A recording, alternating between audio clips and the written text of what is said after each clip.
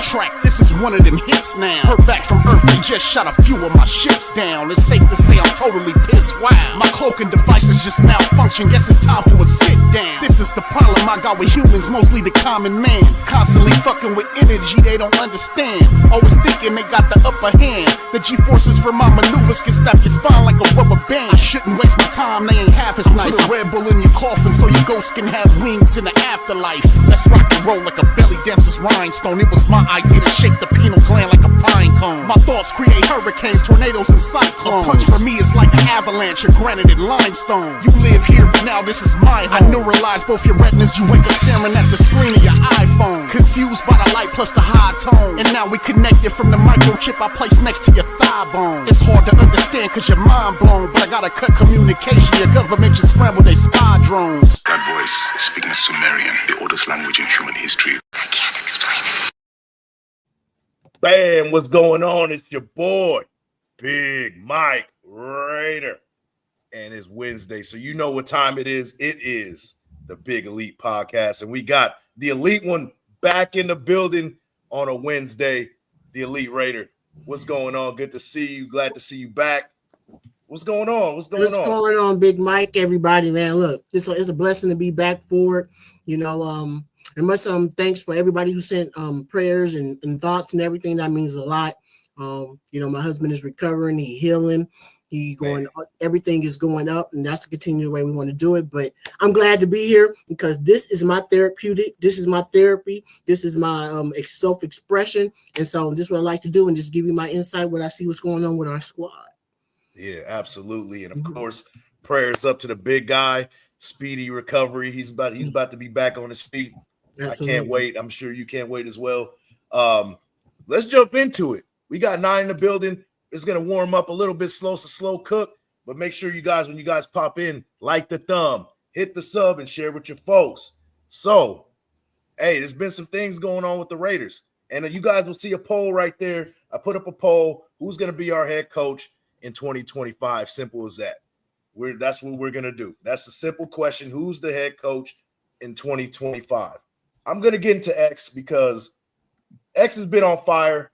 Raiders news has been on fire. It's always been on fire, right? That's what we're doing. But you know what? Let's backpedal just a little bit. Elite, we got to get you heated up. We got to get you warmed up. We got to get you going. It's been about a month since we talked, right? Absolutely. So it's been a while. I want to get your take on the Raiders, how you see it from this lens right now. We're 2-8, 6-game losing streak. I think last time we talked, they were like 2-2, 2-3, something like that. They haven't won since.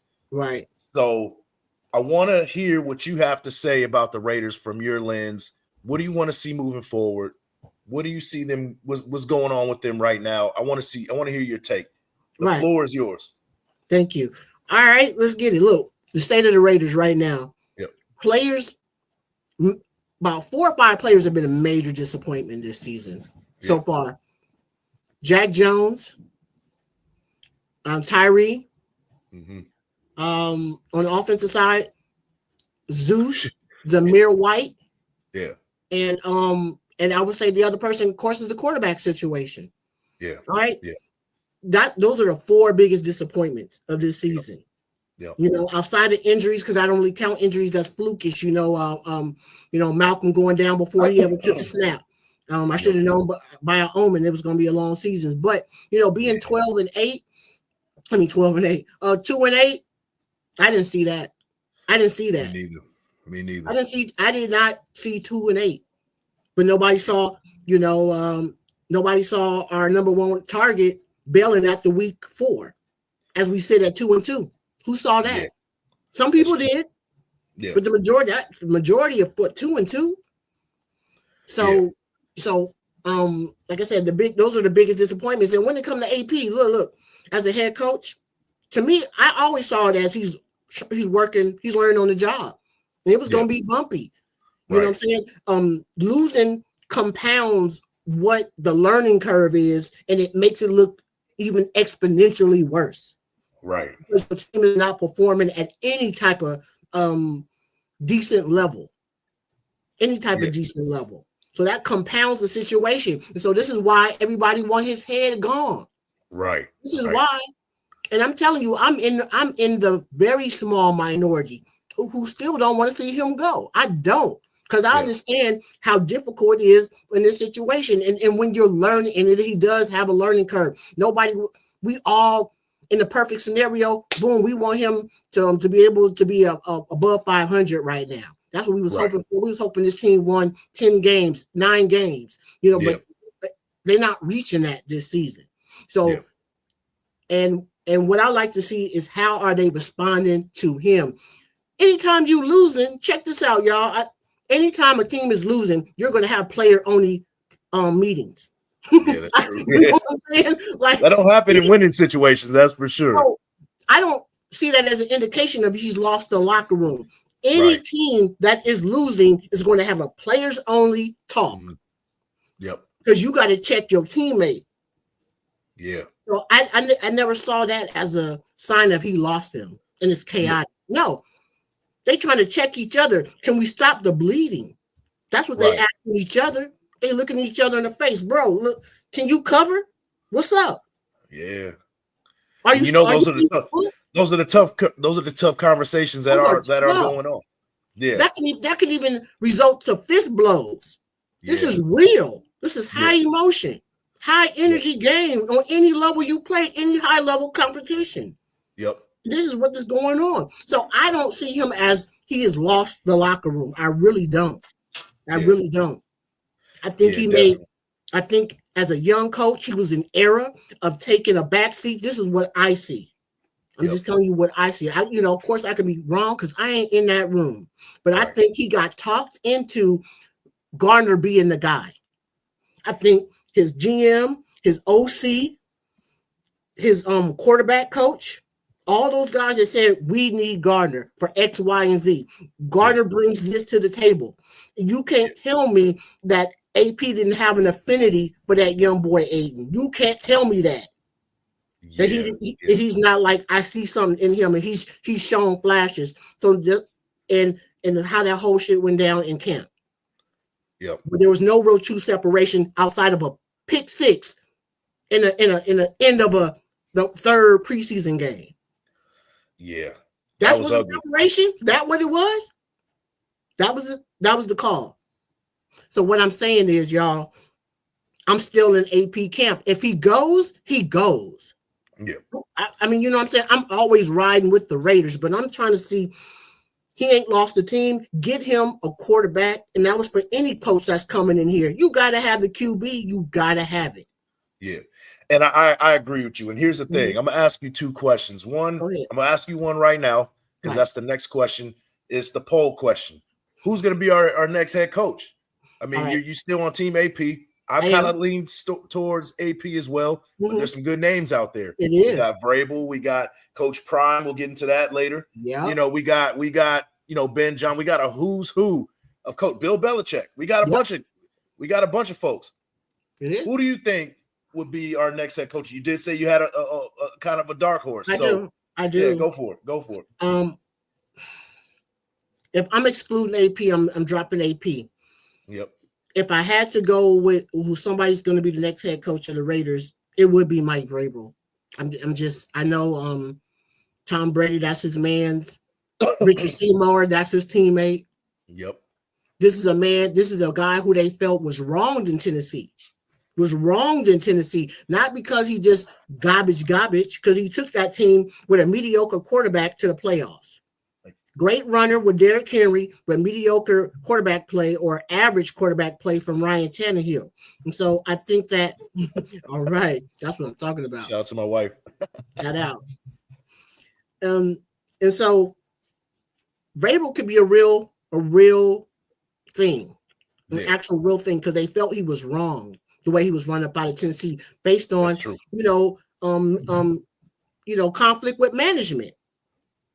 Yeah. Because they were punching above their weight class with the quarterback and things that they had over there in Tennessee. Not truly having a number one for a long time on the receiver end and all those things, being just Derrick Henry. He was punchy. He did well, and he is a former player, so he know how to talk to these brothers. And we can't. And I'm not saying, I'm saying brothers for the fact that brothers are the majority on the field. And so you have to be able to connect with African-American players straight up, regardless. It is what it is. I don't care if you're an Asian coach, if you're a white coach or whatever. You have to have some level of communication to be able to penetrate them fellas. Yeah. Period. Get them to play at pause high on level. that one, but yeah. Pause on that one, but yeah. Right? I had to do it. At least I had to do it. Right. I always say our pause don't apply to me. I'm a woman, but I get it. I know for sure. But you know, and that's what that is. Vrabel could be a real thing. He got connections. He is a part of the Patriot tree, and it is what it is. We got a minority owner now here who is the patriot of all patriots. Okay, so like I said, I think if it was to happen, it could be Mike Vrabel. But here is my dark horse. Okay, my dark horse is the brother that coached with them in Miami, Tom Flores. Oh, I mean, not Tom Flores, but yeah. Was it Mike? No. What's the Flores? Brian, excuse me, Brian Flores. Yeah, why couldn't I think of his name? I'm thinking because I'm thinking about Tom, but Brian Flores. Thinking my husband just said Brian. There you go. Brian Flores can be a real thing. Okay. We see what he's doing over there in Minnesota with that defense, which he's been doing for the last several years. And again, another player who was kind of tossed out a little early, in his first job. So I can see that being a real situation. They all got ties, family ties. Does he keep our guy now, Patrick Graham? Because again, they were all part of the same tree, all came up together. That's a real thing. If you want to stay in that younger player vibe type of situation. So I think Brian Flores can be a real thing. Man, I like that idea. I mean, that's somebody I considered a while back, but his name always kind of leaves because you forget he's still around. You know what I mean? Because he's in Minnesota, he's a DC, should still be a head coach. But that is a perfect name for the Raiders, especially if you want to bring a guy in who's going to have that defensive mentality. Absolutely. With that, pretty much that's our strength. Most of our guys are going to come back healthy next year, and we're going to have a strong defense. So if you bring somebody with a defensive mindset, it'll only strengthen us. We're also going to have to find a new DC next year. I think Patrick Graham is gone next year. Okay. I would say you probably move on. And then we're also going to have to find an OC. So, if you bring in a guy like him, he might bring in his own staff. And that can work out. That can work out. But we got 28 in the building. We warmed it up a little bit. We got Elite all warmed up. We're about to get into the actual show. Elite had to get warmed up. Let us know. But let me shout out the chat, man. Can't forget the chat. We got Martin in the building. Good to see you. I know I'm way behind, but we're going to catch up. We got Steve DeLuna in the building. We got my guy Yaya in the building. Salute Big Mike. Elite. There you go. Elite's back in the building. And Martin, of course, man. Martin, I think he took off, man, and took a nap or went to bed from across the pond. I know it's probably around midnight over there. So shout out to Martin, man. Yeah, for sure. Steve DeLuna hiring Getsy was the first mistake. Yeah. He should have never been hired. We got Dominique 5 in the building. We got Raider Nation for life in the building. John Leon. Karma is a bitch. Raiders is getting benched. Rodgers is getting benched. What Adams gonna do to cry about now? He trying to downplay it. He trying to downplay the situation. Yeah. He took his little shot. Oh, I felt helpless in with the Raiders compared to that. Yeah.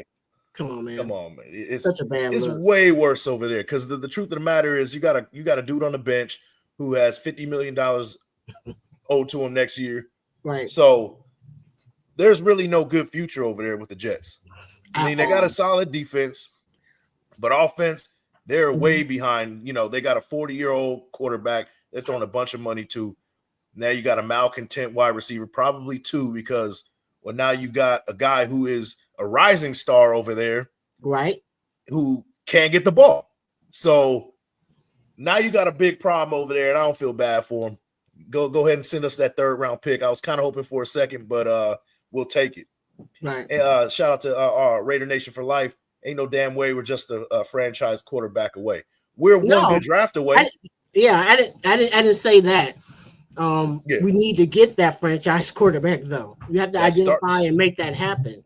Yeah, that's where it starts. Mm-hmm. That's where it starts. I mean, we've seen the Texans do it. They drafted well one year, and now they're an AFC. I'm not saying a powerhouse, but they're a contender. They're going to go to the playoffs for their division. Starts with your division. They're able to play within a division. Right. Absolutely. We got the legendary Sean Johnson in the building. We made big coaching decisions. I would go head coach Mike Vrabel, offensive coordinator Brian Dable, defensive coordinator Robert Salah. That is an all-star squad right there. I mean, if you can make that happen.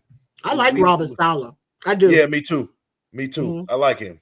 He should still be the head coach over there, to be honest with you. Like they let him go, and he was kind of the scapegoat guy, unfortunately. So, that's what happens when you give the keys to a player.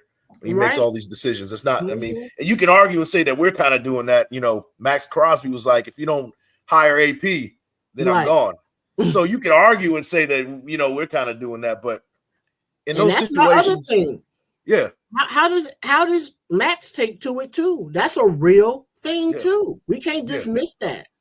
How does he feel about AP? Does he want AP back? Yeah. Just saying. We got to take all those things into consideration. Throw it all that into the pot. Yeah, absolutely. Shout out to Steve DeLuna. No to Brian Flores. We're still trying to get over the curse of Big Al suing the NFL. Yeah, all right. Oh yeah, well yeah, because he was he did have some issues with the NFL too. So that is kind of a bad omen, I guess. But not when you got the golden boy now in upper management.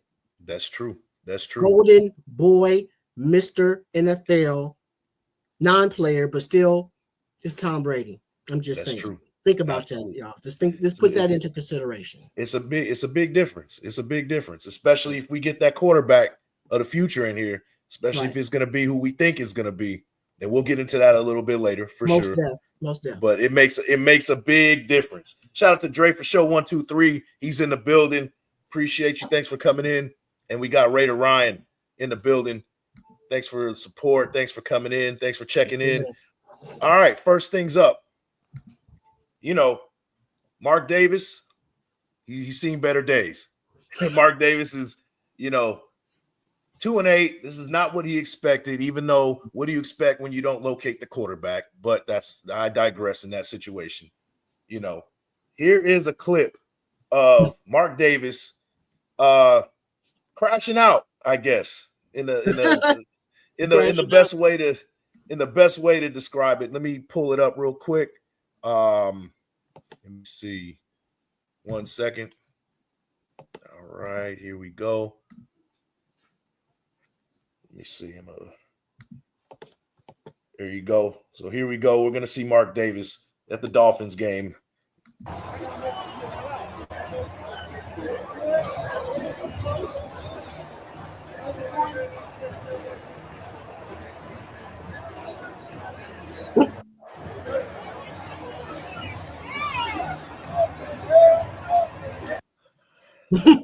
That's not a good look. That's not a good look. How do you feel? What do you think Mark Davis is going through right now?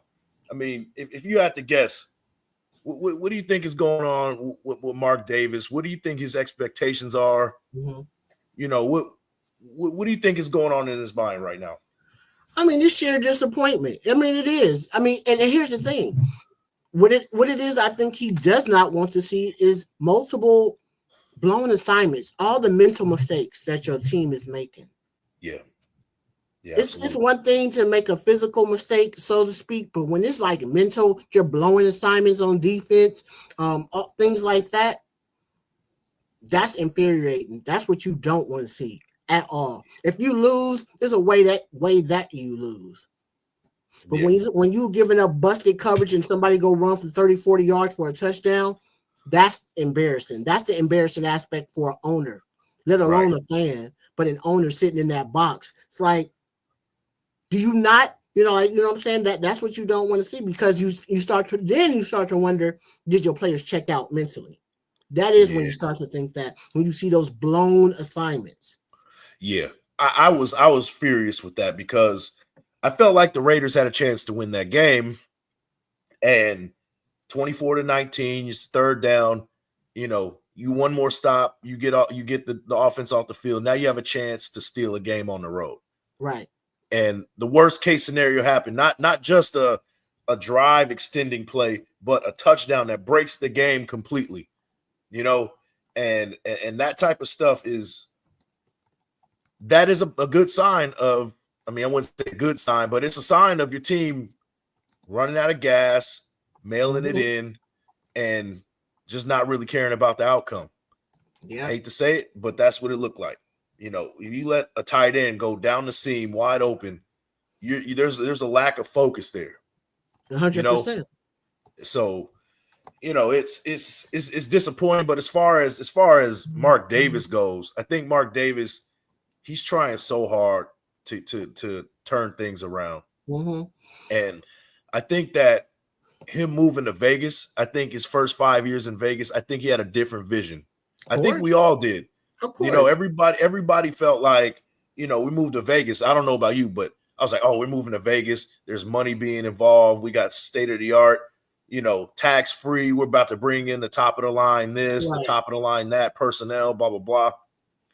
It turns out to be the same Raiders, just with some glitter on it. That's really what it is. And it's disappointing. I can only imagine as an owner what that means to him. But I know that there's some people out there that's like, he needs to sell. Do you think that Mark Davis is in over his head, or do you think he's making the right decisions at this point? Right. Anybody who wants him to sell this team, I gotta question your fandom. Yeah. I just straight point blank, period. You want Mark Davis to sell this franchise. I question your love for this football team. This team was built by his father. No way. This team has to stay in the Davis family. I want to be a organization that stays to that mom and pop and does not go corporate, because it will go super corporate, because it will be sold to a hedge fund. Okay? It will be sold to a hedge fund. And then, maybe Tom Brady then will be the face. But it will lose some of its mystique, because I'm going to tell you this. Look, it don't guarantee winning. I don't see it as it ain't a guarantee. Yeah. And none of that is guaranteed. Everybody think the grass is greener on the other side. And that ain't always the case. I think he's trying like hell to do whatever it takes to get this team going in the right direction and to be a winner, even if that means giving ridiculous ass contracts to people like John Gruden, because he believed in him that much and wanted to give him the keys that much and say, look, strip it and build it. Strip it to the studs and build it back up. And he was willing to do that for him.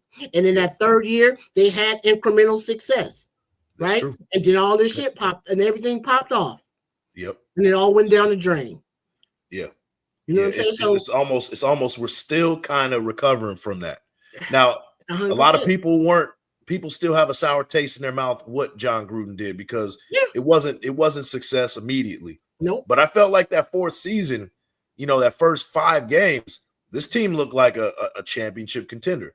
Now, they got to the playoffs still with Satya, and they were one play away from stealing that game in Cincinnati. Yeah. Who's to say that if things went smoothly, including the Henry Ruggs thing, how much different things would have looked, with Gruden at the helm still. So, and I'm not saying that Gruden was the answer. I'm not saying all that. Right. I don't want to bring him in for the third time, but when you break continuity like that, and then you struggle to find that for the, following 4 years, you get what you got right now, 2-8, draft picks, just a coaching carousel, players, jumping ship. Like that's what you get in that situation. So absolutely.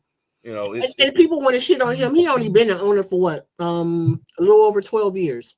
Yeah. To me, that's nothing.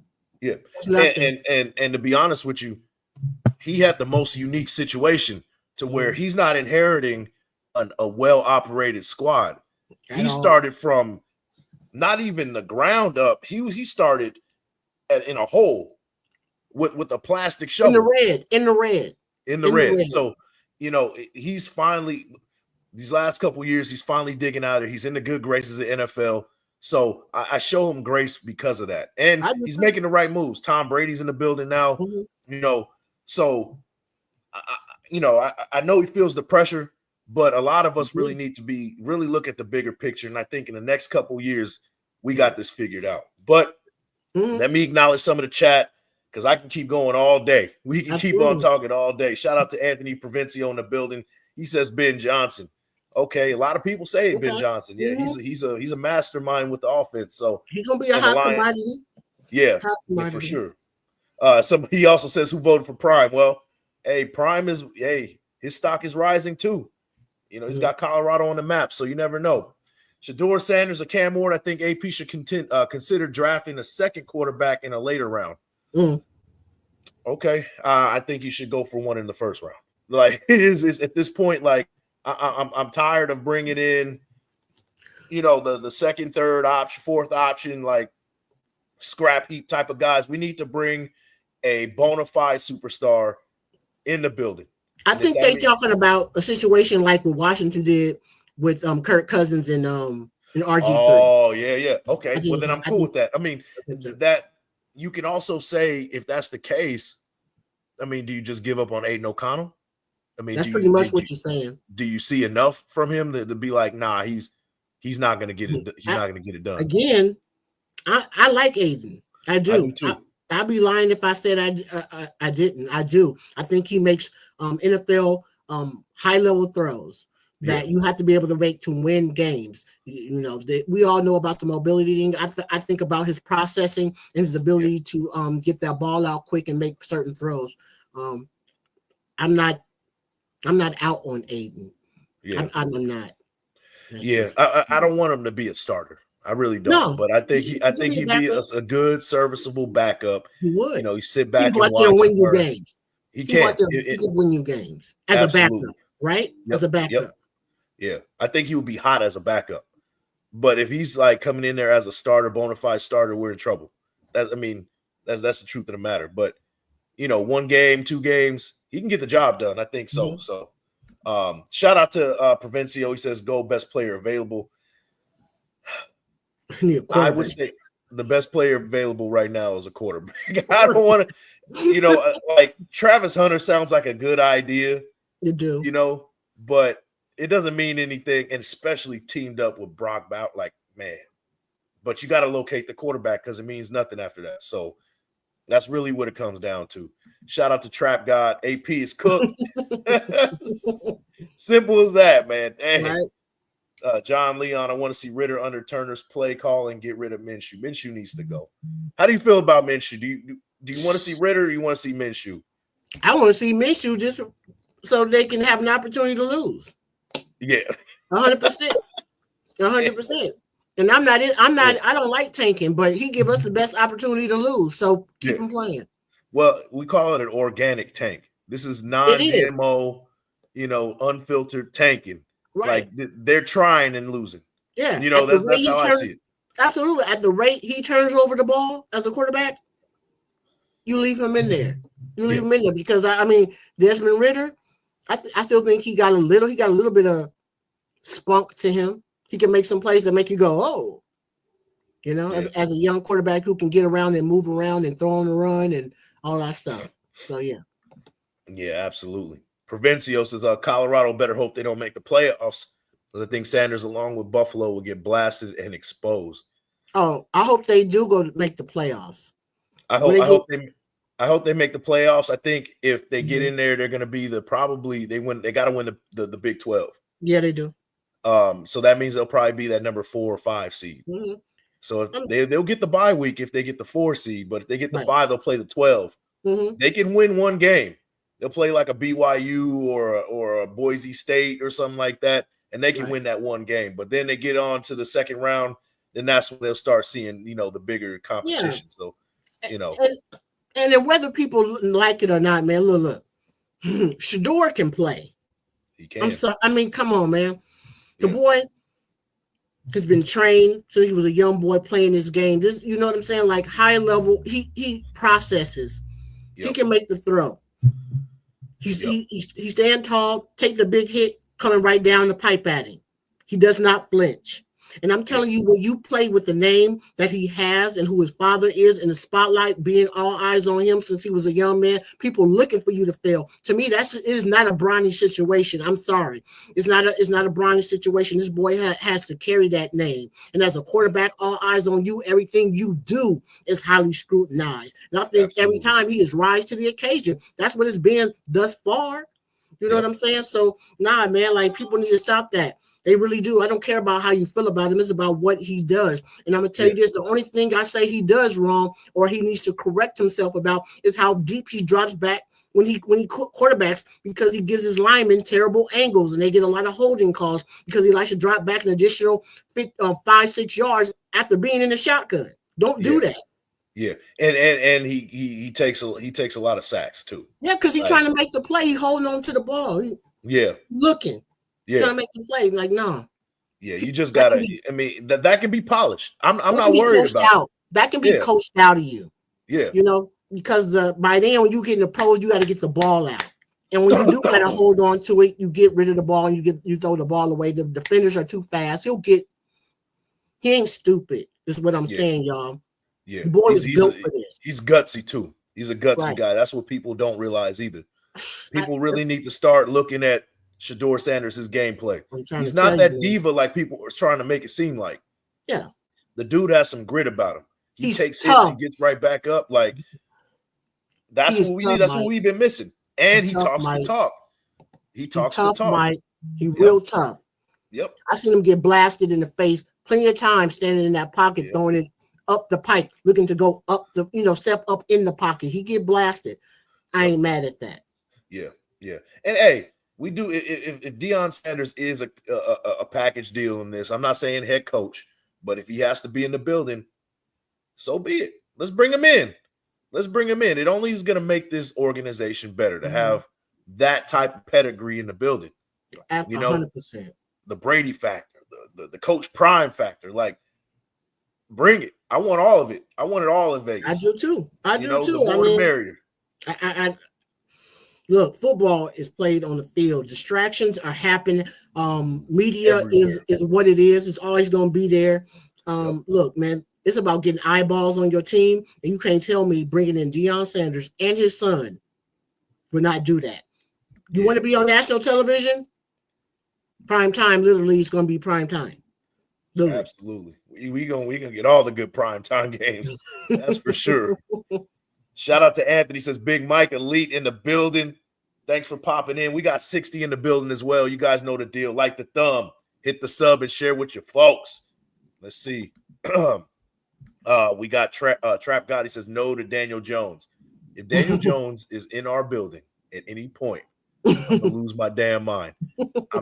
We cannot do that. I will lose my mind if Daniel Jones is. He better be a backup. I don't want him at all. I don't want him at all. But if he is in the building, he better be in there to be a backup. Shout out to V. What were you about to say? I said this is not a Russell Wilson situation because Russell Wilson actually won in this league. Yeah, actually won. Yeah, absolutely. Daniel Jones has done nothing in this league. Nothing. So yeah, let's not do that. Shout out to VBZ LA in Prime We Trust. Damn right, man. If that's a package deal, let's do it. I'm not saying head coach. I don't necessarily want him to be the head coach, but he can be in the building. That's what I'm saying. Shout out to Sean Johnson. We're gonna segue from here. It's amazing what Brock Bowers is doing, setting records under bad quarterback play and bad offense. He's doing rare things as a rookie. Let's get into our guy, Brock Bowers. We got to start talking about the present, and we got to start talking about some positivity. This bright spot this season has been Brock Bowers. Yes. This guy is on a historic tear. I'm going to read a tweet from James Palmer. It says, my front runner for Rookie of the Year is Brock Bowers. No tight end has ever won the award, but Bowers is second in the NFL in catches, only trailing Jamar Chase. He's on pace to shatter the rookie reception record, which is held by Puka Nacua. And regardless of position, he's seventh in yards after contact, and also ninth in NFL. Ninth in NFL in receiving yards, 146 yards ahead of the next closest tight end. That's not even it with Brock Bowers. That's not even it. I'm going to show you something else. Brock Bowers is on fire right now. Actually, I'll just read. According to the 33rd team, Brock Bowers, 706 yards through 11 games, is leading all rookie receivers. Any pass catcher right now, receiver, tight end, he's leading them. 706 yards right ahead of Brian Thomas Jr. For the Jaguars and Ladd McConkey with the Chargers. Brock Bowers. How do you feel about Brock Bowers? What's your thoughts? I knew he was good. Yeah. I didn't know he was this good. I mean, I knew he was good. Yeah. The boy glides on the field. He glides on the field. Yeah. He 140, 145, I think 240, 240. His coming out of his breaks is like a receiver. Yeah. For his body type. Now he's starting to be bracketed, still getting open. Tremendous hands. Run after the catch. Because he's thicker than he look. Yeah. He's thicker than he look. Once he get going. So he's more athletic than he looks. At 100%. 100%. His in and out break before he make that move. Yeah. Because he too big, he too fast for the linebackers, he's too big for the DBs, and he's skilled, and he's very technically sound. He glides on the field, man. He's awesome. He's awesome. Special player. You know, it doesn't get any more special. I'm gonna share my screen because I want to share this too. And this blew my mind when I saw this. Shout out to the 33rd team. Most catches by a tight end through 10 games since the year 2000. We're talking about a who's who of names right here since the year 2000. Wow. Number 1 is Zach Ertz with 77. Okay. Number 2, Jason Witten with 73. TJ Hawkinson, number 3 at 71 catches. He did that last year. And number 4 on that list is Brock Bowers through 10 games. Most catches by a tight end through 10 games in the last 25 years. Brock Bowers was 70, right ahead of Travis Kelce. Twice, Dallas Clark, Tony Gonzalez, Kelce again. Kelce like 4 times. He went ahead of that his rookie year. He's making big records right here. When it's time for payday, you better not leave our damn building. No, he won't. He won't. I hope not. In fact, I pay him right now. I would. Tear up the rookie contract. Yep. What you want? Here's a blank check. You're the focal point. I don't know. You know, that's how I feel about Brock Bowers. But I want to hear what the chat has to think about Brock Bowers. Brock Bowers has been by far a bright spot on this team. He's one of the guys that I look forward to watching.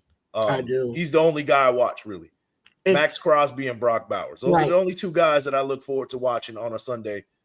Everybody else I'm like kind of iffy about these days, but JPJ as well. Shout out to Scott Turner, man. Yeah. You got him the ball. You know, the concept they was running for him to get open. Yep. It looks so simple. That's what makes you so mad. It's like, how are you not doing this? Like, why I wasn't running offense like this, even though they did what they did. But it's about the pre-motion snap, the mismatches that they're getting by way of the formations. They were really running 12. And, you know, Michael Mayer finally back. I'm glad to see that he's back. I ain't giving up on Michael Mayer. I like Michael Mayer. I really, really do. So I'm glad he's back. And so going forward, man, we still can have one of the best tight end rooms in the NFL. Yeah, no doubt. I'm looking forward to it. I mean, we definitely, you know, this next game is going to say a lot. We'll get into a game preview first shortly, but we'll talk about it. But let me acknowledge some of the chat. We got Thor in the building. What up, Raider Nation? Yee! In the building. That's my guy, man. He actually called me a couple days. I've been meaning to call you, bro. I'll give you a call back in a little bit, man. Queen Raiderette in the building. Thanks for popping in. Thanks for the support. We got Season Never Stop. Tank, baby. That type of time, I guess, huh? Desert Raider says Vrabel equals retread. A lot of people, man, we're not even divided now. We're all split up. Everybody's got their own favorite guy now. You know what I mean? It's pretty interesting right now. Provencio says we don't need that circus. He's super questionable, not worth a potential top 5 pick. I'm assuming you're talking about Shedeur Sanders. I gotta disagree, man. I gotta disagree. He's definitely the best quarterback in this class right now. He makes all the throws. He's tough in the pocket.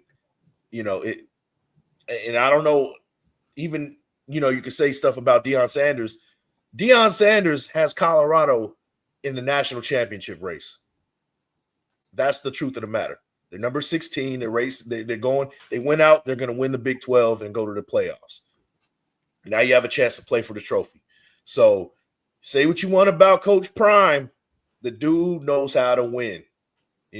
He makes it happen. So I would love to have that kind of energy in the building, man. That's all I got to say about that. Shout out to East Coast Gridiron. Yo, what's going on, man? Hey, actually, I got if Gridiron's still in the building right now, I wanted to show this, and I want to get your take on it. Hold on. I'm going to share it because Gridiron is a genius. I don't know if you know about ECG and his film breakdowns and a lot of the stuff he does. The dude's a wizard. Like, there's no better. Guys, if you haven't gotten with him, man, you guys are missing out. I'm going to share my screen real quick. I want to share this. I want to share this with you. I'm going to look for it real quick. Let me see. I'm going to find it real quick because he posted something and I shared it. And it had me thinking just a little bit. He's not the biggest fan of Shedeur Sanders. So for the people, this is for the naysayers of Shedeur Sanders. He's one of them. And I'm going to go both sides of the coin, because it's only fair. Right. East Coast Gridiron says, here's a glaring fact about Shedeur Sanders. Less than 7% of his passing yards so far in his college career, as of today, are to tight ends. That's a problem because Brock Bowers is our number 1 target, right? Career passing yards, 13,416 yards. Total yards gained by his tight ends, only 892. That's pretty crazy. Less than 8% of his career pass completions are by tight ends. Less than 8 of his career pass touchdowns are by tight ends. Question, does this scream an NFL-ready quarterback with how athletic and important tight ends are in the NFL? Okay. That's the question. I need your take on that. Shout out to East Coast Gridiron with the hot take, the spicy take. Now we're going to get one from Elite, the Elite take. What you got about that one? What do you think about that? Yeah. Tell me who his tight end is. That's a good point. Tell me. What was he rated coming out of high school? Who is he? Yeah, that's true. Okay. This is what I know of Shedeur. He makes that in cut. He makes that in cut throw. That what is that called? That I forget that particular route I'm thinking about. The square in route right here. He makes that throw. Yeah. On time with ease. Yeah. With ease in anticipation. Yeah. Right. He makes that. That was the throw that got intercepted the first pass of the game because they run it so proficiently that they were looking for that, and he actually threw that pick on that route. It's not a dig route, but you know what I'm talking about, that square in route that they run. And that's, if you can do that, you can throw to a tight end, period. If you can hit that throw consistently on time, which he does, and he throws it into a tight window, you can throw to your tight end. Because we're talking about what is the main routes that tight ends run: sit down routes in between zones, seam routes, and short out routes and rollouts. He can make all those throws. He will have no problem getting to a tight end. He don't have a tight end worthy of throwing to. His playmakers, the wide receivers on that Colorado squad, top notch. He got all his playmakers on the outside. So and also I think Pat Shurmur runs a lot of 10 personnel from what I've seen from him. So he doesn't really have that tight end out in there. They do have a tight end. They do have some like 11 personnel tight end sets, what I've noticed. But like you're right, that's not his prime target. But I will say this to be devil's advocate. I think one, it can be coached. We can always say that he can be coached. It can be polished. You know, Tom Brady's in the building. They know each other. You know, hopefully there's no tampering going on. You know, like let's keep our fingers crossed. But if he is in the building, you got Tom Brady, who was a master at finding tight ends. You know, so that helps. And then, you know, it's a little bit different when you got Brock Bowers as your prime target too. You know, so if that is the case, he's going to be working with Brock Bowers exclusively. Right. Similar to what we saw with Derek Carr. He brought all his receivers out to that park and all that stuff. I would expect to see something similar to that. Right. You know, I think that we'll get a lot of extra work coming from this, some good synergy. And I think eventually we will see, if he is here, we will see Shedeur get into those tight ends. But I don't know. Yeah, Remains to be seen. It's interesting not though. Solely an inline tight end. So I mean, you're gonna get him all the flexing and coming out of H-back position, all these different formations he'll be lining up out of. So I mean, he can. I don't think he has a problem with that. I just think he knows where his playmakers are at Colorado, and they are on the outside. Yeah, absolutely. But I mean, that's a good take, man. I mean, that was interesting. I had to share it. East Coast Gridiron doing the research. That's This is stuff that not everybody else is doing. So shout out to ECG, man. Raider Way says Brock, great hands, 100%. Yeah, no doubt, man. I don't know if I said that or not. Pause on the thickness, but you did. Okay, so I will I retract my statement, or I will pause myself. How about that? Shout out to Thor. He says throw the ball to 89 25 times a game. I said 20. So 25, let's do it. I'm cool with that. And they almost got to that 20. They got, what was it? He had like 16, 17 targets last game.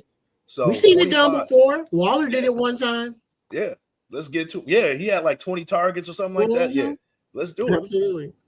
Shout out to Swag Jeff in the building, man. With Raider Nation Radio. Was it Raider Nation Radio? With man, my guy Swag Jeff and Murph, man. Hey, good to see you guys. Thanks. It's good to see you, Swag, man. We got to get something going, man. Thanks for the support, man. Myra G says, hey Mike, what's going on? Good to see you. Thanks for popping in. Yvonne Stidham says, is that Stidham? Okay, wow, okay. I've only seen one Stidham. That was our old quarter. Brock Bowers is a badass. Yeah, no doubt, man. No doubt. Let's see. ECG, yeah, always, man. We're always going to support what you got going on, man. Go check out East Coast Gridiron, man. You guys got to do it, man. It would make you a smarter football fan for sure. Clone Avenger. If Sanders' tight end was Bowers, I'm pretty sure he'd be getting the ball the majority of the time. Yeah, absolutely. It'd be a whole different situation for sure. We got Carlos Enfuego in the building. No, on a defensive coach as head coach. The offense needs a jump start with an elite offense. Raider Nation for life. I hear you. Swag Jeff, my apologies. Raiders fan radio. You guys already know, man. If you guys haven't checked that one out, you guys live under a rock, man. Seriously. Absolutely. Man. OGs in the game. You know what? Hey, Swag, real talk, man. I really admire you guys' like production you guys do, the camera angles, how you guys do everything. I had to give you your flowers for that one, man. You guys put on a great show over there. One of my favorite shows on YouTube for sure, man. Appreciate you. Thanks for the support, bro. Let's see. D182, what was Shedeur rating against top tier teams? I don't know. They haven't played many. Yeah. I mean, the Big 12 is wide open. Now they held their own against Kansas State. He played well against Kansas State, one of the top teams. Right. So next couple of games, they went out. They're going to be playing probably SMU, probably get a rematch against Kansas State. So we'll see what they bring to their table. And then I'm not saying that they're going to win a national championship. I'm not saying all that. I don't think they're that good.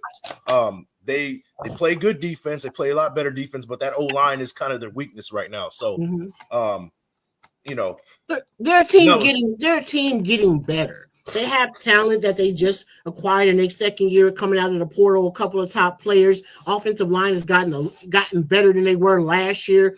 I think they've had 2 games where he's taking like multiple sacks, like 8 sacks in one game. Look, the team is getting better, and that's what you want to be doing. You want to be in an ascension as the season goes on, and that's what they are. They ain't played no juggernauts. They ain't been no juggernauts out in the Big 12. I think Texas are the Texas still in the Big 12? Or are they in SEC or they're in the SEC now? Yeah. See, so no major factor. So they handling business. They doing what they gotta do, what they supposed to do. Yeah. I don't know what people want for them to do. What else more do he got to do? Go look at his numbers. What else? What more do we got to do? You know what he's got to do? He's got to win the Big 12. That's what's got to happen. He's got to win the Big 12, and people will start believing. But we'll see. We'll see. Shout out to Swag Jeff. Thank you, my brother. Keep grinding on your channel. You're holding it down. Hey, thank you, man. Thanks for the support, bro. Thor with the brass tacks. He says, real talk. Who's out in Vegas at the game on Sunday? Raider Nation, stand up. Unfortunately, I won't be there, but I'm trying to make it to that Jags game. I don't know, man. This team got me burnt out. I'm definitely burnt from the Raiders right now, and I don't want to spend too much money if they're going to be losing either. So that's just how I feel about it. But East Coast with another hot one. Best team Shador beat was FAMU back in Jackson State. A lot of teams they beat outside of North Dakota State on average have had an average of 4 losses. Not good. He said FAMU, Florida Atlantic.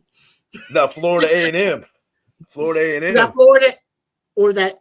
No, he said FAMU, right? Is that A&M. Right. The Rattlers. Shout out to the Rattlers in the MEAC conference. Yeah. Right. Come on, man. Man, it's hard, man. That's what I'm saying. How you gonna win when East Coast making statements like that? How can you win as a player? Like, come on, man. That boy can only do what he can do, and that is to dominate every time you step on the field. Whoever you playing against. I mean, I think I've seen maybe 4 or 5, a handful of games where he looked so. Yeah. To me, he rising to the occasion. I don't know what more you can do. Yeah, that's all I'm saying. It's going to be interesting. Say they make the playoffs, we'll finally see him play a team like Georgia, or Miami, or Texas. We'll finally see what he can do against teams like that. Absolutely. But you can only beat what's in front of you, and against tougher competition in Kansas State, he held his own as well. Yeah, he played well in that game. They didn't win, but he held his own. He gave that team a chance to win. Yeah, absolutely. Right? So, you're right. They haven't played any tough teams, but their toughest team was FAMU. Man, I don't know. FAMU is good in their own right, in their, where they're at. They beat North Dakota State. That was a pretty solid team too. They're good in their own right, but I don't know, man. We'll see, man. I didn't want to turn this to a Colorado show, but that's right. But that's how it goes, man. We'll see. That's all we can say, man. Rick Simmons, Mike, I told you preseason we wouldn't win 5 games. Well, hey, you were right, man. I was wrong. I said 11 wins. I said 10. I said 10. If everything went right, I said 10. At this point, I don't want them to win more than 5 games. We cannot win. I don't want to win more than 5 games. I never thought I'd say that, but I don't want to win more than 5 games. Yeah. At this point, that's how it is. Right. So we'll see. Yeah, Rick Simmons. Yeah, I'm still celebrating that Dodgers win. That's for sure, man. I'm still celebrating that Dodgers win. East Coast's best defense they played was Nebraska this year. Legit defense. They look like crap. Yeah, I did check out the Nebraska game, and that was a little bit discouraging. I was on the fence about Shador, and after that game, I was like, that's not a good look. I won't lie to you. But then after that, it kind of seemed like he cleaned it up a little bit. But he did. I watched the Nebraska game. Look, this is what I look like. This is what I look for when I'm evaluating a quarterback. Yep. Because again, you can only play who's on your schedule. I mean, that's no fault of the player. I look at how quickly can you process. That's number 1 for me. How quick are you getting from your first read to your 3rd or 4th read? Yep. What's your ability to make plays off schedule and your accuracy? Those are the things that I look for in a quarterback, because you have to be able to layer the ball. He can do all those things. He can layer it. He can get it in tight windows. He can throw with anticipation. Yeah. That's what I look for in the quarterback. How do you process? And would you know where to go with the ball? And he checks off all those boxes. To be honest with you, most of these quarterbacks in East Coast, you can, I don't know if you agree or disagree, but these quarterbacks these days, they're not as polished as they were in years past. What I look for in a quarterback now is can you improvise? And one thing that Shedeur can do is improvise. And that's something that the Raiders haven't had in a very long time. The last time we had something like that was 2016 Carr. That was the last time we went to the playoffs. Right. So that's what I'm looking for in a quarterback, a guy who can improvise, not a guy who's necessarily going to process 100% of the time, because most of these quarterbacks in the NFL can process. Even the worst of them can process. And if they stay in the pocket, they got a clean pocket, they can have a decent game processing. But the truth of the matter is you're going to have to make plays from time to time on your own. And that's what separates decent quarterbacks from the ones in the top end, in the NFL. Top 3. That's about as good. That's about how many good quarterbacks? 4. Yep. Yeah, it's true. And even the quarterback that we're saying is the top guy isn't really all that great. So, that's all I'm saying. And you got a guy like Jaden Daniels, who's a rookie, looking like one of the top quarterbacks in the league already. So, it's not like we're dealing with, these really polished, processing type of quarterbacks that know offenses and break it down. Most of it is just improvising. That's what it is in today's league now. So that's just how I see it. But all right, enough of the draft stuff. We gotta move on. We gotta move on. Shout out to East Coast, man. We can be talking about this all day. We got Raiders ball to still talk about. That's right. We got some. Unfortunately, we still got some football to talk about. I'm counting down to the end of the season. I don't know about you, but you guys saw the thumbnail. I think the Raiders win on Sunday. And I didn't tell you what I meant by win on Sunday. It's kind of some play with words in that situation. A lawyer would break that down and be like, he didn't necessarily say that they were going to beat the Broncos. I didn't say that. But I will say this, and I guess it'll be a question, right? What do the Raiders need to do to beat the Broncos? What would be your take on that one? What do the Raiders need to do to beat the Broncos? Say again? What do you think the Raiders need to do to beat the Broncos? Be able to make Bo Nix look like a rookie.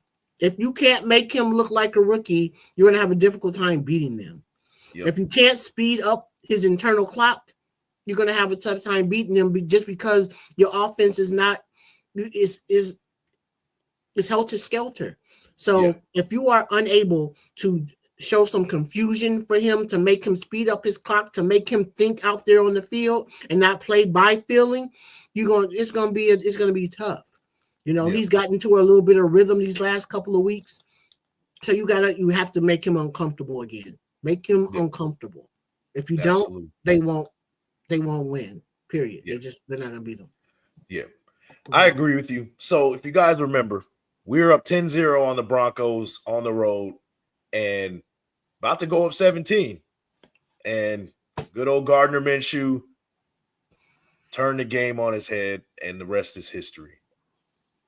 If we can avoid making mistakes and continue those, matriculating down the field like we were doing, this Broncos team can get had. They're playing a lot better now, but you make a good point. Mm-hmm. The defense needs to be hungry and get after this quarterback. He's a rookie still. He's been having some good games. Shout out to East Coast Gridiron once again. Bo Nix is his guy. He's been looking real well. I'll give him that. But he's still a rookie. Yep. He's on the road, whatever that means these days with the Raiders, because, the home situation or whatever. Right. He's still on the road. He has to travel. It's the middle of the season. It's November. He's not used to playing this late in the season with this kind of grind. This is the part of the season where rookies it's a crossroad. Are you building some more, or are you going to start making them rookie mistakes at this point? Mental rookie mistakes. Right. I put money on the Raiders getting after this guy and causing him to throw interceptions in this game. I think the Raiders have a good chance, considering that they had a good chance last game and they let them off the hook. Now, it's up to the Raiders. I think that they're still playing for AP. I still think that they're playing hard football. They haven't quit on anybody. I think that they have a chance to win this game. If I had to guess if they were going to win this game, I think that they're going to come up short due to the injuries, to be honest with you. I think there's just too many injuries going on with the Raiders, and it's going to be hard to overcome. But the game is going to be a lot closer than what people think. That's what I think about that one. What do you think? Yeah, who's playing running back? Yeah. I don't, Lauby, about to see another taste of Dylan. Because Alexander Madison and then Zeus didn't even practice today. I guess I always look towards Thursday. Tells me a lot about who's going to play and who's not going to play for the most part. Right. It's going to be a challenging, man, because Denver has a good secondary. They got a good secondary, so I want to see it. But what I do like and what I am looking forward to on that offense is watching Jackson Powers Johnson play center. Yeah. I like that dude. I like I just love the way he attacks at the point of attack. I love his aggression. I love him out in space. I would be running so many traps and tosses and sweeps to get him out in space so he can knock somebody into next week. Yeah. I want to see that. I would love we saw him go downfield last game. He was 20, 30 yards down the field. He was looking for blood. So he was looking that's what I want. Yeah. That is a tone setter. I'm sorry, Andre James, you don't do that, my guy. You don't. Tone setter. Yep. Absolutely. Yeah, that's really what it comes down to. The youth movement. Yep. I said last game I wanted to see 20 targets between the two tight ends. And that's what I need to see again. Yes. A continuation from last week. Yeah. 20 targets. Get Michael Mayer the ball. Yep. Get both of them young cats the ball. Get his confidence going. Do not let him atrophy out here. You understand what I'm saying? Like any other muscle you don't use, they will atrophy. They will lose. They will get disconnected and disassociated. Get him in the game. Yeah, absolutely. I agree. Now, as far as what I said, the Raiders will win on Sunday. Here's the thing. The Raiders win the game. They win. The Raiders lose the game. Guess what? They win because they're moving up and higher for draft position. That's why I said the Raiders will win on Sunday regardless. Whether you like it or not, the Raiders are going to win on Sunday. That's how you got to look at it. That's how I have to look at it because it keeps me right. This season's been a long season. If we keep losing, I got to at least rest on that idea that we're going to at least have a top pick. Right. That's kind of how I feel about it. So let me hear what you guys think about it. I'm interested. I'm interested because I know I'm probably pissing people off, but it is what it is. Shout out to Raider Nation Drinking Club. Thor, he says no turnover, score touchdowns when you get in the red zone. Absolutely. That's been our Achilles heel all season. Absolutely. So minus 15 in turnover differential is the worst in the league. So that's nasty work. Definitely nasty work. Shout out to Raider Man. Hey, Elite, what's up, Big Mike? If you improvise and it does good, that's great. Some of these coaches are like my way or the highway kind of coach, no deviation for Sunday defense all day. Today's coach wants you to improvise. This is not a Josh McDaniel situation where you have to be a statue in the pocket and making quarterbacks look worse. Right. That's not the type of situation. Whoever's our OC, there's going to be a lot of improvising that's going to be allowed, especially with, a young quarterback. You got to bring in an OC that immediately conduces success for that quarterback. Right. Immediately.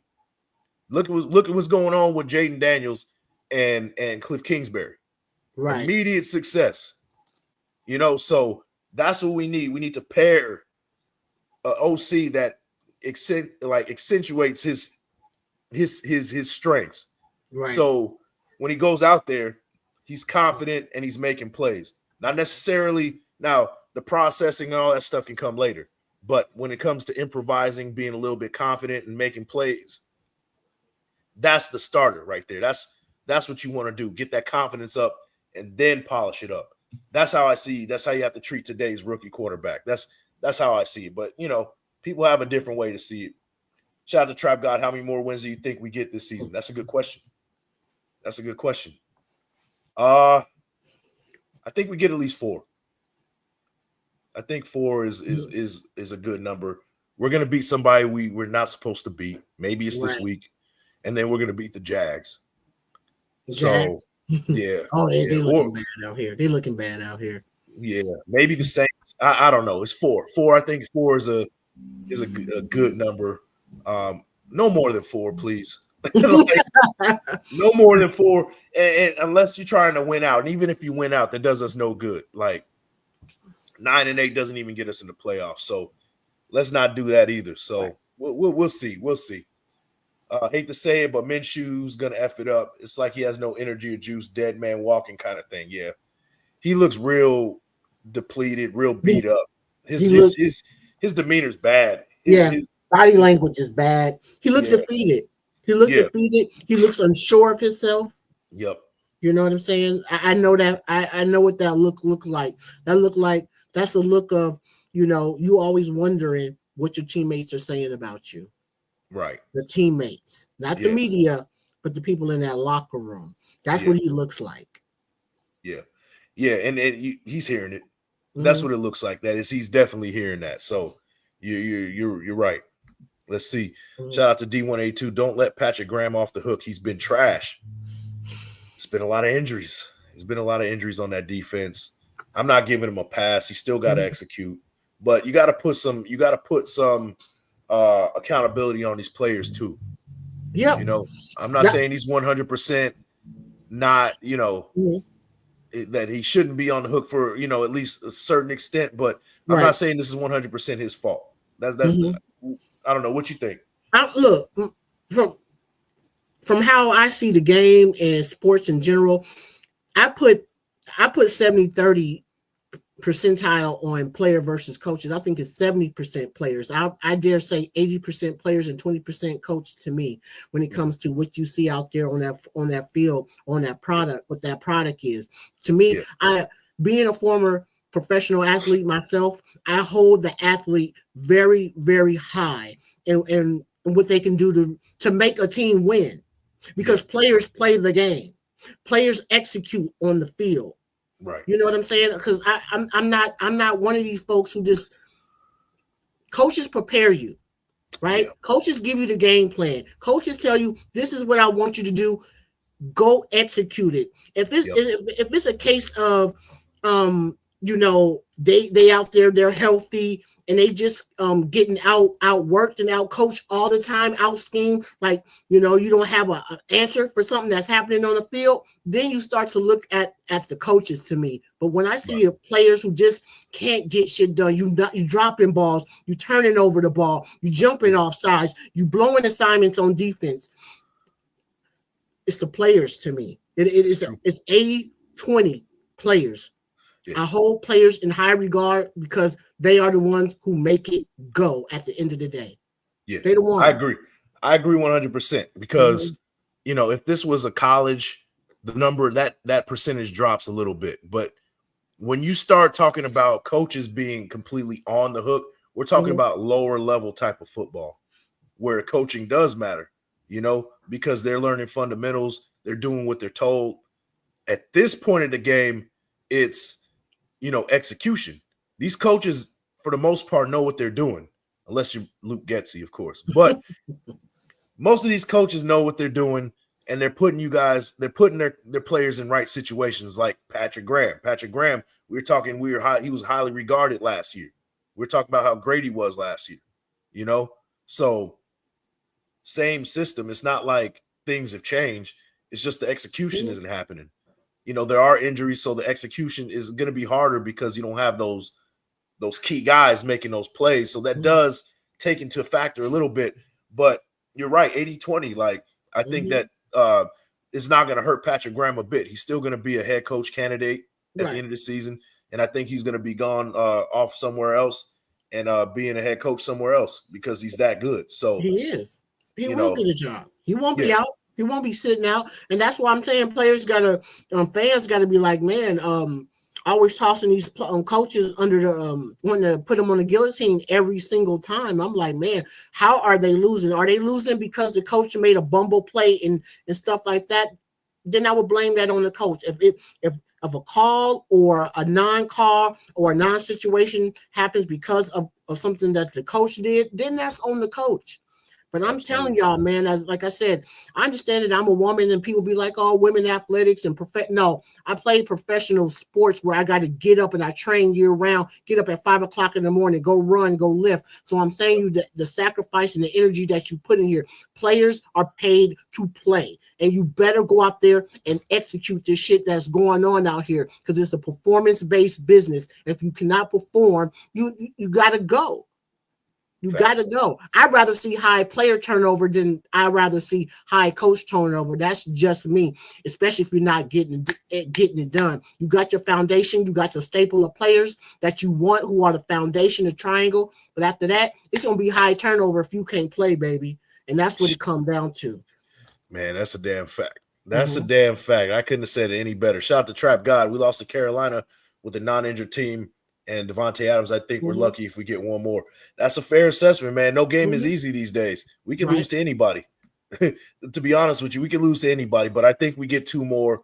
One that we shouldn't have won, and one that, I mean, both of them, if you really want to count it, like two that we probably shouldn't have won. But a lot of these, I think the Jaguars, I wouldn't say that we're better than them. Like, I think they have more talent offensively than we do. But we can still beat them. I think, especially at home, I think we can get them in a slight win. I'm not saying it's a breeze by any means. No game is a breeze at this point. We can lose to anybody. But I just think that we had a good shot against Jacksonville.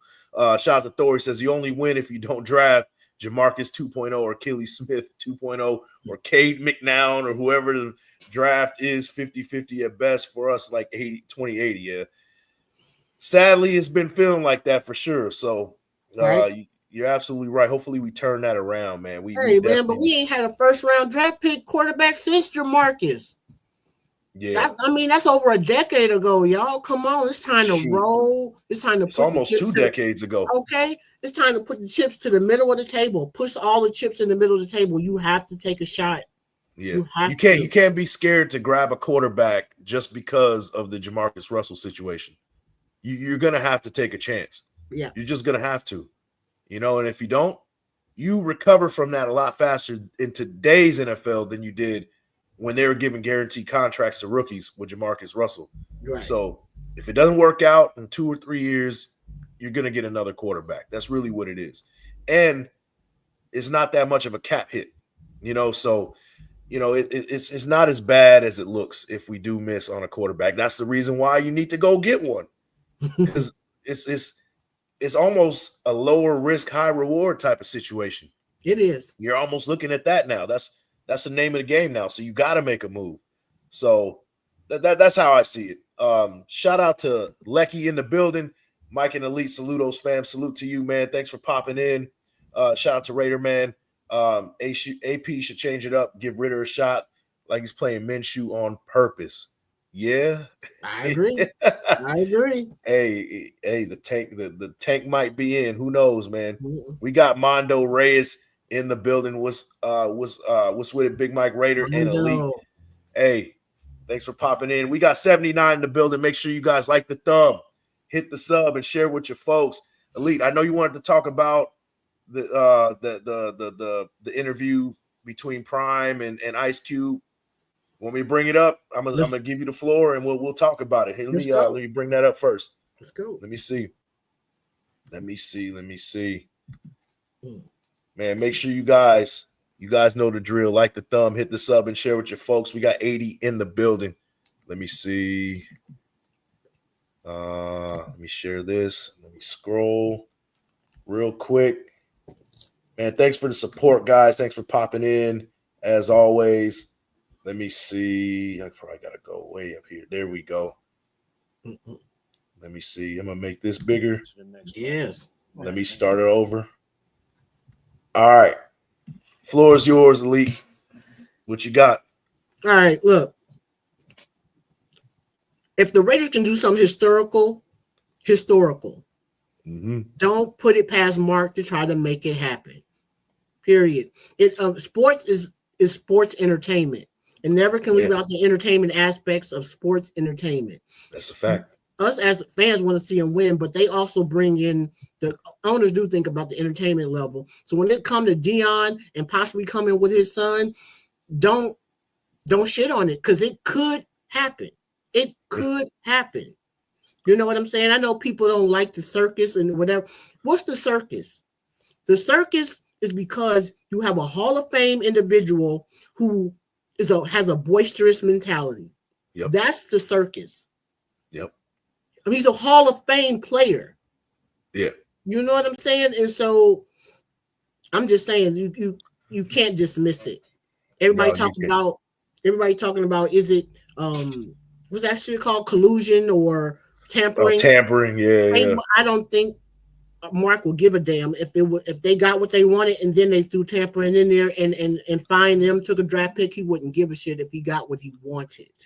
I think these days he's on that type of time. I agree with you. Uh-huh. I agree, but we'll let it ride out. Let's see what he has to say. Ice Cube is endorsing, kind of, and Coach Prime has a lot to say. Let's let it ride, man. What would you do? You in my situation. Help him get to the next level. Come on. I can. I'm gonna do that. Yeah. But should it go past that, or what do you mean past that? Let him go to the NFL, continue to coach his son. Hey, come on now. Why not? Especially if it's in a Raider uniform. Hey. Come on, baby. Oh, man, don't get me to acting a fool. You know what I mean? That would be a dream come true as a fan of the Raiders, or as the president of the Raider Nation.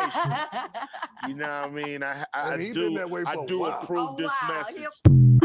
There you go. Shout out to Ice Cube, the president of Raider Nation. Help him get to the next Elite. Yeah, man. What do you think about Ice Cube? What he saying? I'm just saying it's a real thing. You cannot dismiss it as just fodder. It's one of the two. Deion is a master marketer. He knows how to market himself.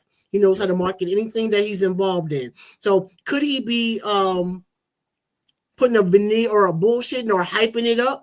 Absolutely, because if he has Dallas that might want him, look, he's trying to get the highest bid, he's trying to get the most concessions that he can get for whatever he does. If that means Colorado got to re-up with him to get more money, if that means a team like Florida State, his alma mater, to get more money, he gonna play the game. Okay, that is the nature of this business. And that man plays it better than mostly probably anybody has as far as marketing yourself. This man's been doing this since 1985.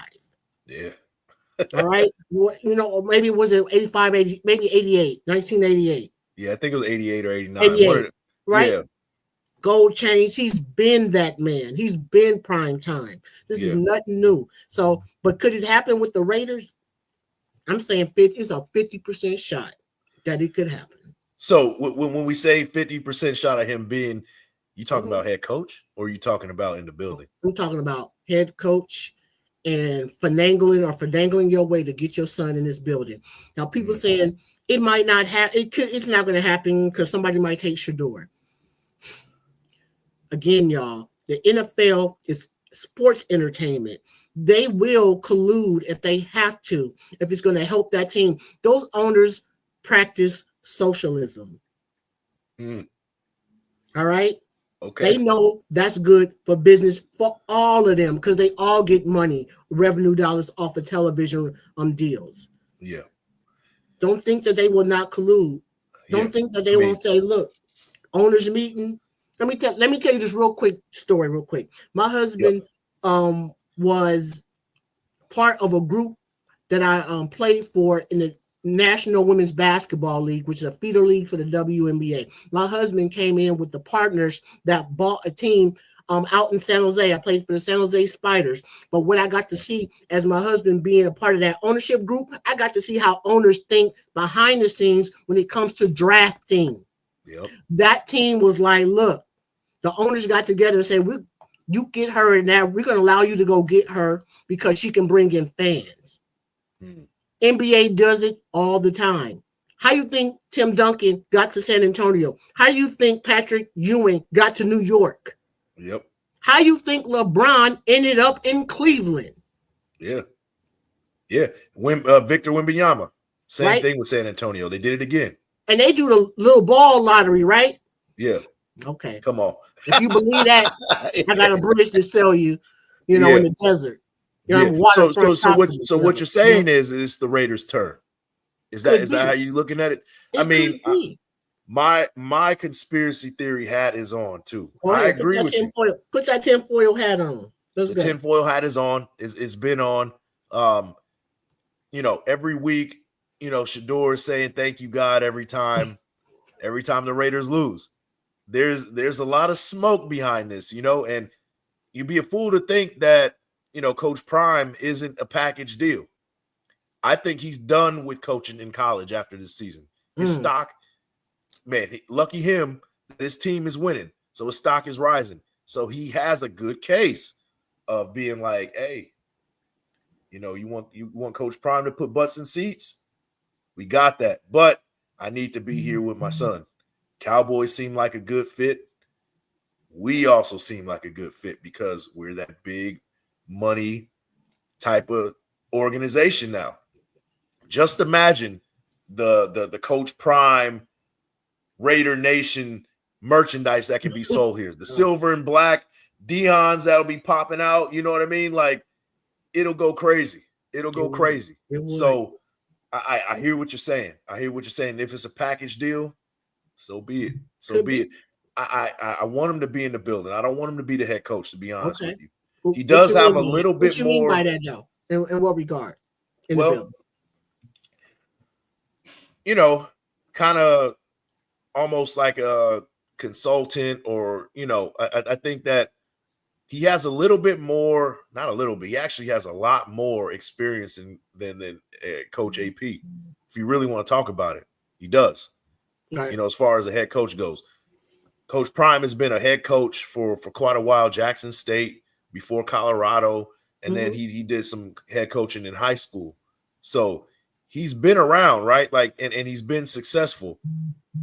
Now, do I think it's now we're talking about reality now, not just the entertainment side. We're talking about X's and O's. Do I think that he's the best the best option? No, I don't think so. What I would want is the best option at head coach. Okay. On top of him kind of being a consultant and being an advocate for his son, polishing it up, him and Tom Brady kind of putting things together.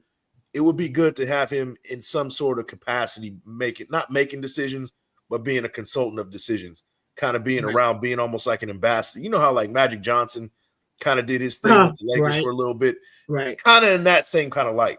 I think that Coach Prime is kind of on that type of level. He has the same kind of like charisma as Magic Johnson, a lot more actually, but almost like a good luck charm. Whenever you see Magic, he puts a seal of approval on something, it turns into gold. That's pretty much what it's been. The Lakers, the Dodgers, now over there, Washington, like that type of stuff. I think that Coach Prime can be kind of like that as well.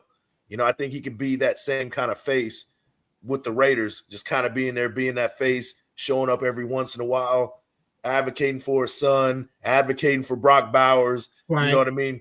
Making those appearances, going into lot, in the lot over, at Allegiant Stadium, getting things hyped up and things like that. Like it'll be a good business decision.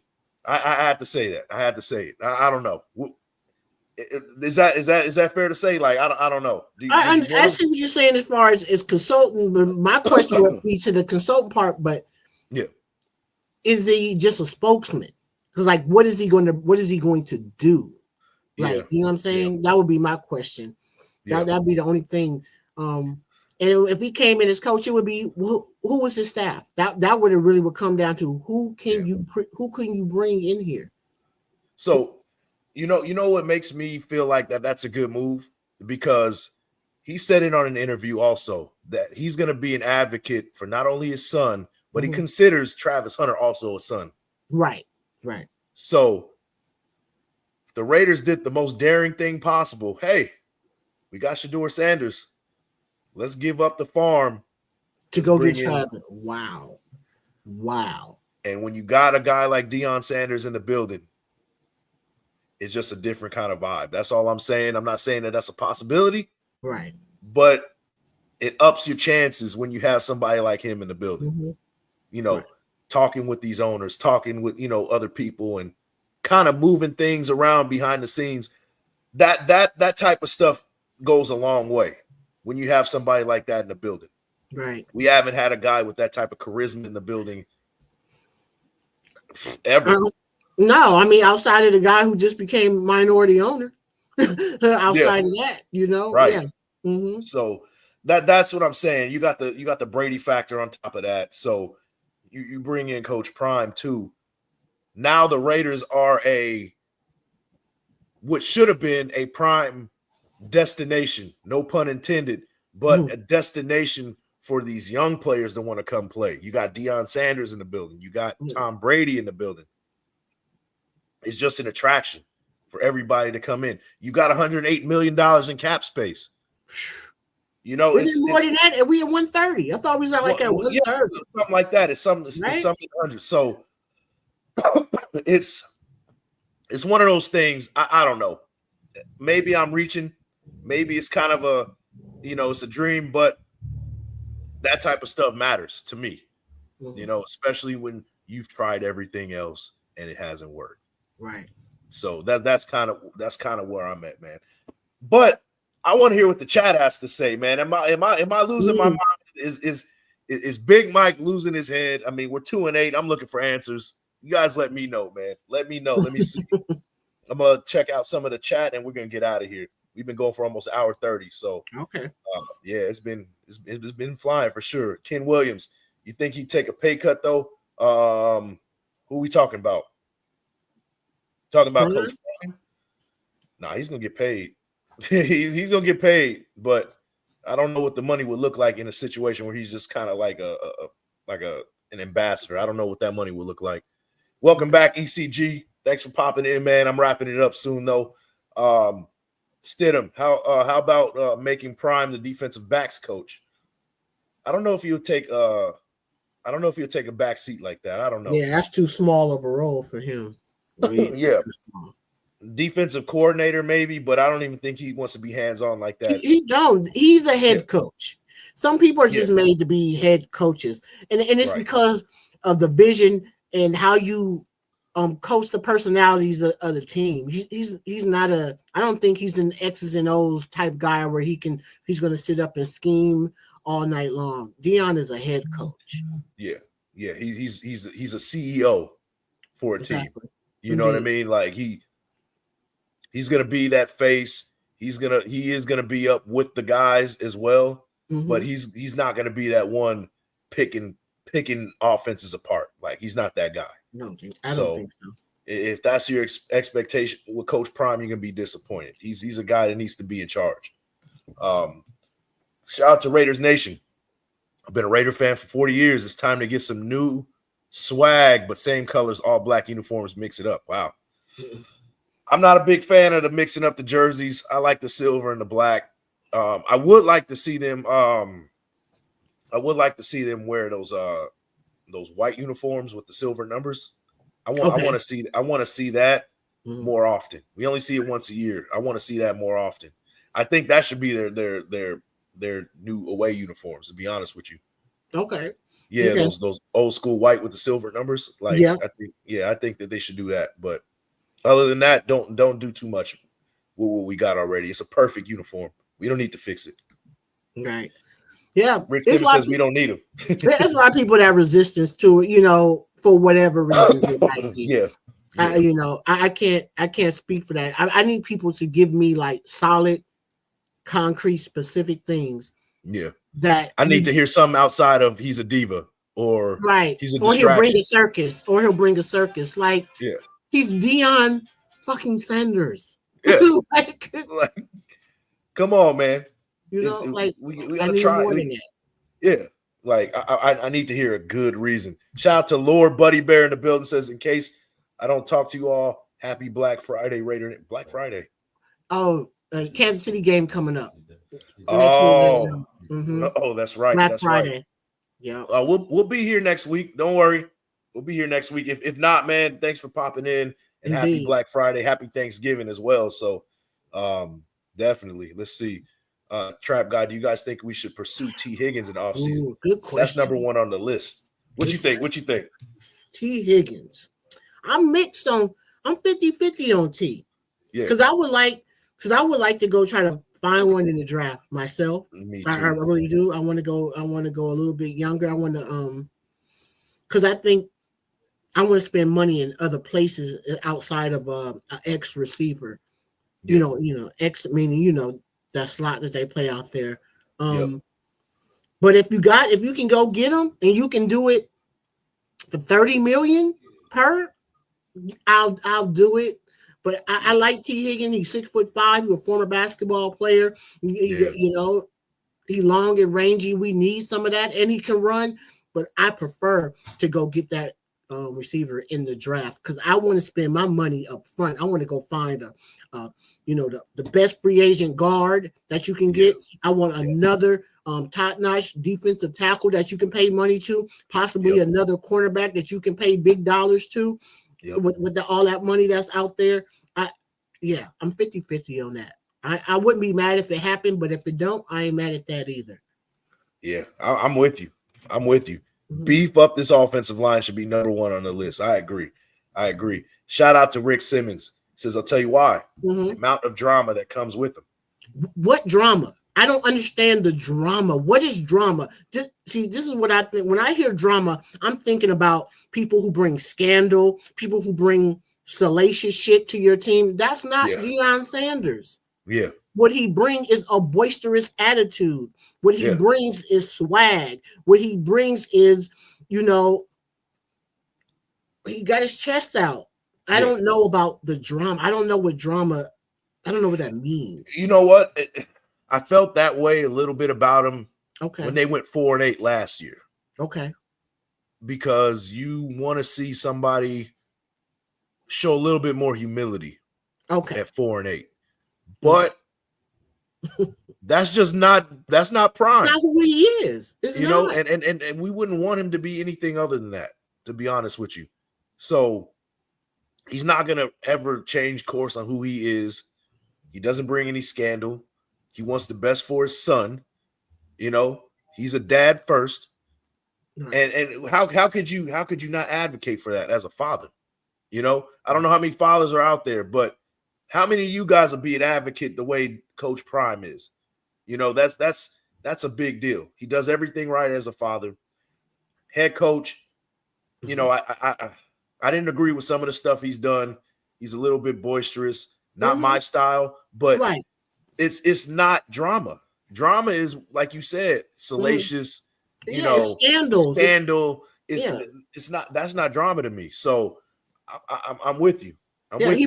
He brings a lot of cameras and eyeballs with him. If that's what you mean by drama, then yes, that's what he brings. You swag. What are we teaching? So here's the thing. We've done the anti-swag thing for 9 years with Derek Carr. That put us right in the middle of the pack year after year after year after year. You know what I want in my quarterback? I want him to be a cocky motherfucker. I'm sorry. That's what I want. I want a cocky quarterback that's going to go out there and talk his shit and follow through with it. I'm sorry. And then I want his dad to be the advocate like he is. Right. Yeah, I was like his swag in relation to the player or the head coach. Is that what I think he's talking about? Is he talking about Deion and the word swag in conjunction? Yeah, I don't know. Either way. Right. Hey, your personality is your personality. If that's considered swag, then that's just what it is. But that's his personality. Yeah. Like you said, I don't expect him to be somebody that he isn't. Yeah. Everybody loves to see a big mouth humbled. What humbles you is what happens on the football field, not who you are necessarily as a person, as a personality. I don't expect that to change. Yeah, I agree. And, it remains to be seen. Likely chance that he's not going to be our head coach. At the end of the day, he's not. Chances are. But Okay. You know, and if he is, right, you know, he's gonna put the best team. He's gonna assemble the best team of guys around him. mm-hmm. That's just what he does. Right. And then he's gonna bring top-notch free agents. People in the draft are gonna want to play for him. And then he's going to advocate for his son. Right. That doesn't sound like drama to me. That sounds like a good situation or a situation that we've never tried before, and we got to give it a shot. That's how I see it. That's how I see it. Everybody different. Everybody different. People loved Harbaugh. We wanted Harbaugh. He got his own level of swag. Yeah. Who got it better than us? No, I mean that's his version of swag. Right. You know what I'm saying? Like, I don't know. I don't know. To me, that's just like a personal thing. I just, you know, people like who they like. You like who you like, and you like who you don't. You know. That's how I see that thing. It's not an X's and O's thing. It's not a player like what are they doing on the field type of situation. We don't know. You don't know what anybody's going to do until they do it. That's a fact. That's a fact. That's just my take on that. Shout out to Ken Williams. His name is Prime. It was always prime time when he was on the field. Hey, that's what you're getting from it. It's prime time. Desert Raider, he says a quarterback with some moxie. That's what we need. Yes. So, you know, I beg to differ. You know, I digress as well. But we got 96 in the building, man. We're going to wrap this thing up. Elite. Yes. It's been a great show. We were on here a little extra long. My apologies. We got it in. Where can we find you? What to look forward to, all that good stuff, and the score prediction for this weekend. Yes, score prediction. Oh man, can we get 24? I'm looking for a 20. I'm looking for a 24-20 ball game. Raiders. People say how many games I want to win. I want to win 5, and I want to win the next 3 against all of the division. I want to split with the division. I don't care about all the other games. Split with the division. Go 5-12. And go take a shot in the draft. But 24-20 Raiders. Okay. We got us a Raiders upset. I mean, I don't see it as an upset if we win. I think we have the pieces. I think we have, you know, the injuries might slow us down. But I got the Broncos getting a slight win in this one, 21-24. All right. Just short of that 24 that we're looking for, but hopefully I'm wrong. I want to be wrong. I love to see the Raiders win, but it's been a long season, and you know, like I said, win or lose, we win anyway because we're moving up in that draft. So that's the show, guys. We got 95 in the building. Hate to leave you guys hanging, but we gotta go. We gotta get out of here. Elite. Yes. It's been a pleasure as always. Rick Simmons says Broncos 26-13. Okay. You know. So that's what we got here, man. On the way out, leave your comments on the score prediction, all that other stuff. But you will find me on Friday with the Around the Shield with Severe and Pharaoh. So tune in for that one on Friday. But until then, I'll see you guys on the next one. You guys take care. Peace.